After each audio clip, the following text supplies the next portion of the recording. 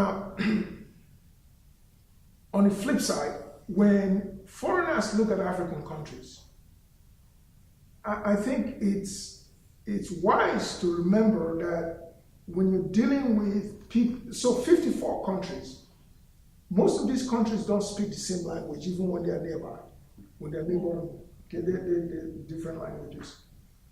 So it's good to be aware that you need a lot of help from the government to ensure that your operational lifespan, your capacity to impact the market is one that is being enhanced by government policy.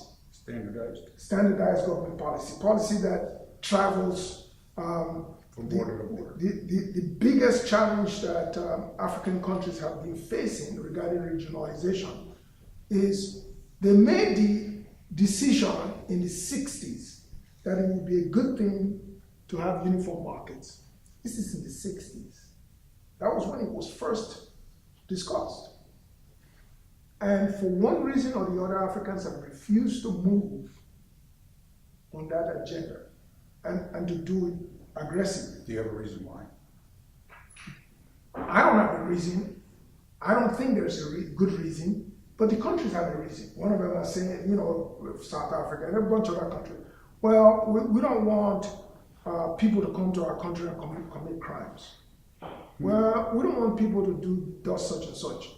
So a very innovative head of state, okay, this guy that's running Rwanda, phenomenal, creative head of state. He just took all the rules off. Just, open borders, and open, people can go into, it's now a country that essentially is a free trading country. Anybody can go there, look for work, start a business from any African country without hindrance whatsoever. Switzerland, and they asked him that very question that you just asked me in a forum organized by the African Development Bank. This was his response. He said, and I paraphrase a bit, but it's pretty much the essence of his response. He said basically, we have rules for people who break the law. Mm-hmm. If they come and they break the law, well, that's what we have law enforcement for. They have to go talk to law enforcement. Mm-hmm. Precisely. Mm-hmm. Right? There is no reasonable basis for Africans to not remove the various hindrances to free open borders. Would you say one of the hindrances is the old tribal relationships? Not the tribal as much as colonial. Okay,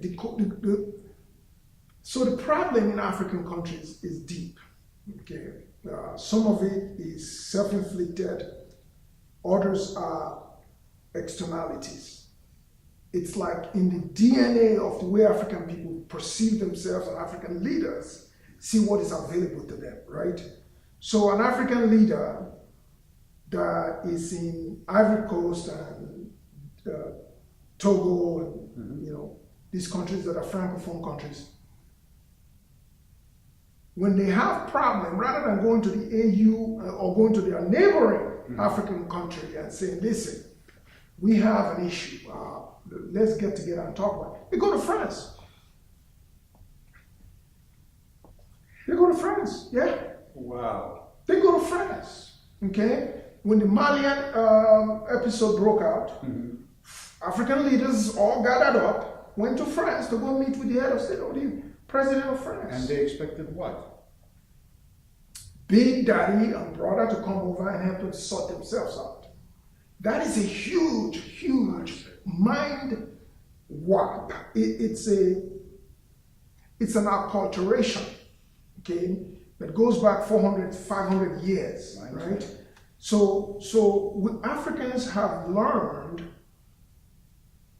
to expect something from outside, to be the solution to their internal problems, as opposed to them coming up with the solutions to those problems on their own. I'll give you a case in point. A lot of people think colonialism was about Britain and France, their soldiers going into African countries, taking over territories. Wasn't that? It was all commercial, right? Yes. In the Berlin Conference, the European powers got together and said, okay, here's how we're going to do this rule. If you have a place there, and if you have effective control, then it's yours. You can mark it out, and that's your territory. Well, how did the Europeans do that? They didn't do it by wars. They did it by bringing goodies. Yeah. A lot of it being alcohol, okay? Trinkets. Trinkets, what I refer to as trinkets.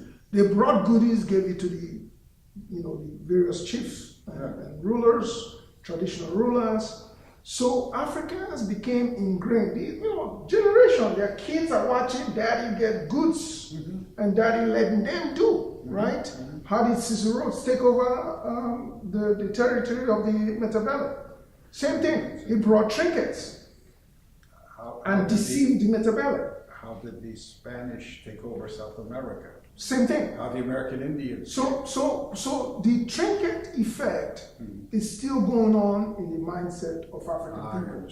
And what African leaders have to begin to realize is, there are some great guys. Tony Elumelu is one of them, who's Hess Holdings.